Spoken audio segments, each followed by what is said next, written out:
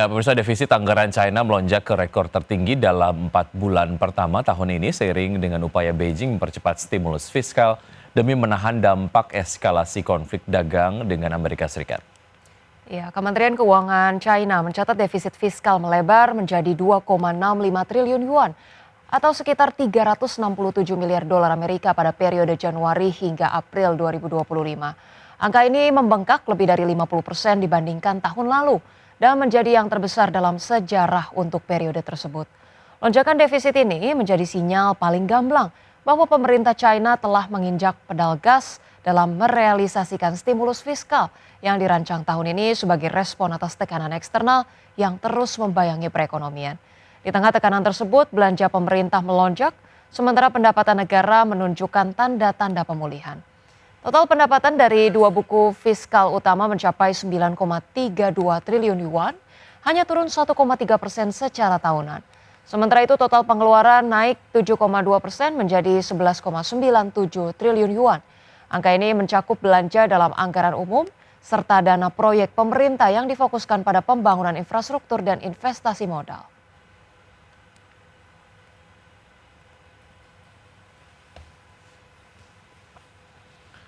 Pemirsa, dari penutupan bursa global, bursa ekuitas Wall Street tergelincir pada hari Rabu seiring kenaikan imbal hasil US Treasury di tengah kekhawatiran akan membengkaknya utang Amerika Serikat jika Kongres meloloskan RUU pemotongan pajak yang diusulkan oleh Presiden Donald Trump.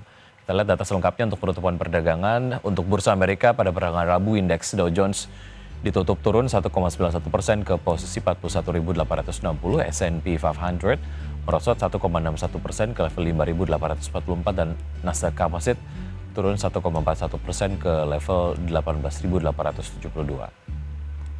Ya, sementara itu dari bursa Eropa, pemirsa, relatif flat pada Rabu karena penguatan terbebani kejatuhan pada sektor luxury brand dan retail.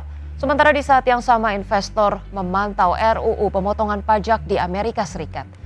Diketahui indeks acuan Eropa Stoxx 600 ditutup terkoreksi 0,04% ke posisi 553,82. Indeks DAX Jerman menguat 0,36% ke level 24.122. Indeks FTSE 100 Inggris menguat tipis 0,06% ke level 8.786 dan indeks CAC Prancis melemah 0,4% ke posisi 7.910. Dari komoditas, pemirsa, minyak WTI melemah 0,52% di level 61,25 dolar Amerika per barrel. Nikel melemah 0,15% di level 15.588 dolar Amerika per metrik ton, dan emas menguat 0,28% di level 3.322 dolar Amerika per troy ounce, dan CPO kontrak Agustus tahun ini menguat 0,25%, masuk kami 0,28% di level 3.905 ringgit Malaysia per ton. Ya, kita juga akan melihat bersama bagaimana pergerakan nilai tukar rupiah terhadap dolar atau dolar Amerika Serikat di level 16.383, terhadap euro di level 18.475, terhadap pound sterling di 22.008 dan juga terhadap yen Jepang di level 114,19.